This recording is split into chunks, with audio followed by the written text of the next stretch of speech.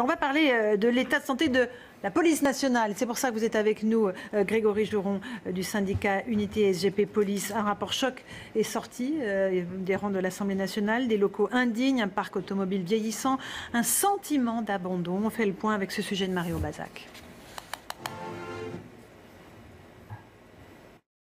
La commission a été constituée au début du mois de février, en plein mouvement des Gilets jaunes. Plus de 13 700 gendarmes, policiers nationaux, municipaux et réservistes ont été interrogés sur leurs conditions de travail. 70% d'entre eux ressentent un sentiment d'abandon et dénoncent des conditions déplorables générées notamment par la vétusté des bâtiments. Au total, 22% des immeubles de la Direction générale de la police et 28% des bâtiments de la préfecture de police sont vétustes.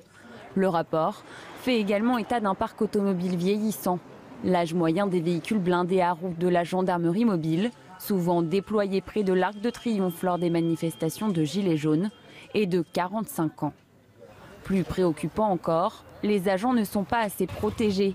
Par exemple, après la visite d'une brigade de gendarmerie en Seine-et-Marne, les rapporteurs ont indiqué que 15 militaires se partageaient 2 casques et 2 gilets lourds. Oui, c'est reçu. Le rapport épingle aussi les heures supplémentaires.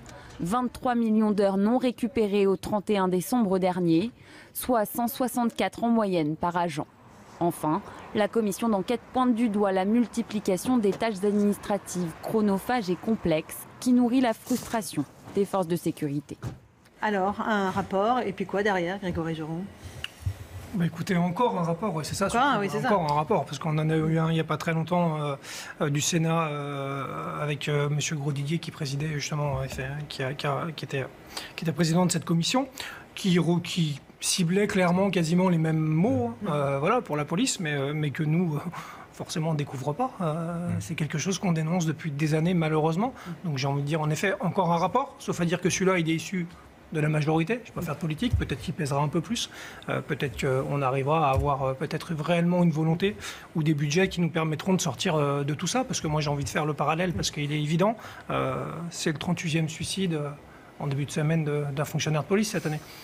Et quoi qu'il arrive, les conditions de travail, parce qu'on n'est pas fait de 2 blocs dissociés, on n'est fait que d'une seule partie, et que quand on a des conditions de travail comme ça qui sont déplorables, et c'est précisé dedans, que ce soit en termes bâtimentaires, véhicules, de sentiments d'abandon, parce que le sens de la mission n'y est plus non plus. Une fois que vous mettez tout ça, c'est aussi compliqué à vivre quand on va travailler. Mieux formé, je ne suis pas sûr, il faut savoir exactement ce qu'on veut. Voilà, je pense pas. En termes d'heures de tir et de choses comme ça, oui, je peux vous garantir mieux entraîné. Voilà, mieux entraîné, on va dire. Ensuite, voilà, il faut pas. Je pense que c'est en effet 2 forces qui sont complémentaires. D'ailleurs, la préfecture, la mairie de Paris compte créer une police municipale, ce qui n'est pas gênant en soi à partir du moment où justement les tâches sont bien cloisonnées et bien définies et qu'en effet une coopération se met en route. Mais évidemment que ça peut décharger des services de police et mes collègues sur le terrain qui croulent sous les tâches indues de garde d'hôpitaux, de garde bâtimentaires, etc. Voilà, qui est stupide et qui pourrait passer justement leur énergie à lutter contre la petite délinquance de rue qui pourrit le quotidien des citoyens, etc. Une fois qu'on a dit ça, je pense que la clé, elle vient évidemment d'une réforme de la police nationale. Mais quand je dis ça, je ne parle pas à mes collègues sur le terrain qui, eux, voient rien arriver. On espère tous une LOPSI en fin d'année. J'ai envie de vous dire...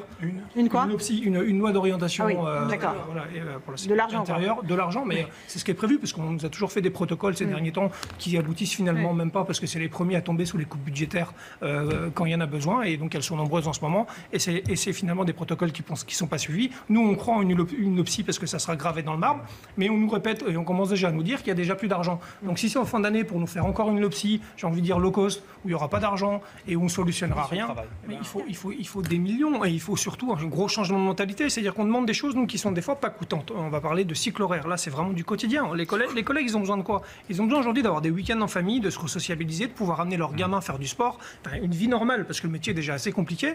Aujourd'hui, on nous oppose quoi? Des budgets.